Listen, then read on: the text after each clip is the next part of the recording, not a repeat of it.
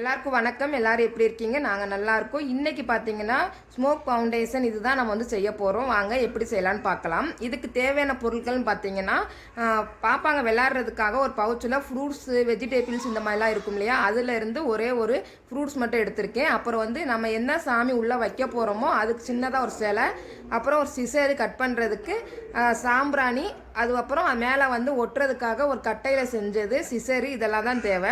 இது எப்படி செய்யலான்னு இப்போ பார்க்கலாம். ஒரு சைடு மட்டும் நம்ம கட் பண்ணி எடுத்துருவோம். மேலேயும் கீழேயும் விட்டுட்டு ஒரு சைடு மட்டும் நான் கட் பண்ணி எடுத்துடுறேன். மேலே பார்த்தீங்கன்னா 2 ஓட்டை இருக்குது. இது பார்த்தீங்கன்னா அந்த மேலே வந்து இலை இருக்கிறதுக்காக வச்சுருப்பாங்க. அது வந்து 2 ஓட்டை இருக்குது. அதில் நான் ஒரு ஓட்டையில் இருக்கிறத எடுத்துகிட்டு இன்னொரு ஓட்டையில் வச்சுட்டு அந்த ஓட்டைக்கு நேராக பார்த்தீங்கன்னா மேலே ஒரு கட்டையில் வந்து ரவுண்டாக இருக்கிறத வைக்கிறேன். இதுவும் பார்த்தீங்கன்னா பாப்பாங்க விளாட்றது தான். கட்டையில் வாங்கினது. ஸ்டவ்வு வச்சு விளையாடுவாங்க, அதில் வந்து உடஞ்சிருச்சு. அந்த இதை எடுத்து ஃபெவிக்விக் வச்சு நான் மேலே ஒட்டிடுறேன். நீங்கள் அப்படியே டைரெக்டாக அந்த சாம்பிராணி வச்சிங்க அப்படின்னிங்கன்னா நெருப்பு பட்டு அந்த எலாஸ்டிக் வந்து பிளாஸ்டிக் வந்து உருகிரும்.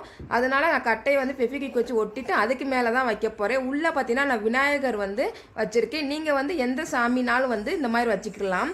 வச்சதுக்கப்புறம் மேலே வந்து அந்த சாம்பிராணியில் எப்போயும் பற்ற வைக்கிற மாதிரி பற்ற வச்சுட்டு அடியில் வந்து ஒரு சின்னதாக ஓட்டை போட்டுக்கோங்க. ஓட்டை போட்டால் தான் அந்த ஓட்டை வழியாக வந்து கீழே வந்து அந்த புகை இறங்கும். அதே மாதிரி வச்சிருங்க. வச்சதுக்கப்புறம் பார்த்தீங்கன்னா கீழே பாருங்கள் நல்லாவே வந்து புகை இறங்கும். அந்த சாமி ஃபுல்லாகவே பார்த்தீங்கன்னா அந்த ஊதுவத்தி வாசனையிலையும் புகையிலையும் நிரம்பி இருக்கிற மாதிரி இருக்கும். இது ஈஸியாகவே செஞ்சிடலாம். அந்த கீழே இருக்கக்கூடிய குச்சி பார்த்தீங்கன்னா அது மேலே இருந்து அந்த குச்சி வழியாக கீழே விழுகிற மாதிரி தெரியும். தூரத்துலேருந்து பார்த்தா நான் உங்களுக்கு பக்கத்தில் காமிக்கிறேன் அந்த புகை வந்து எப்படி வருது அப்படிங்கிறதுக்காக. இது ஆன்லைன்லேயும் கிடைக்குது, கடைகள்லேயும் கிடைக்குது. ரேட்டு அதிகமாக இருக்கும். நம்ம ஈஸியாக வீட்டில் இருக்க பொருளை வச்சே செஞ்சிடலாம்.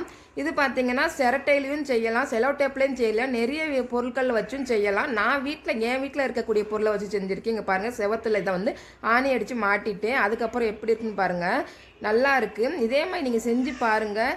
நடுவில் இந்த மாதிரி வீட்டு உபயோகமான பொருட்களும் நான் வந்து செஞ்சு வீடியோ போடுவேன். பார்த்துட்டு எப்படி இருக்குது அப்படிங்கிறத உங்கள் கமெண்ட்ஸை வந்து சொல்லுங்கள்.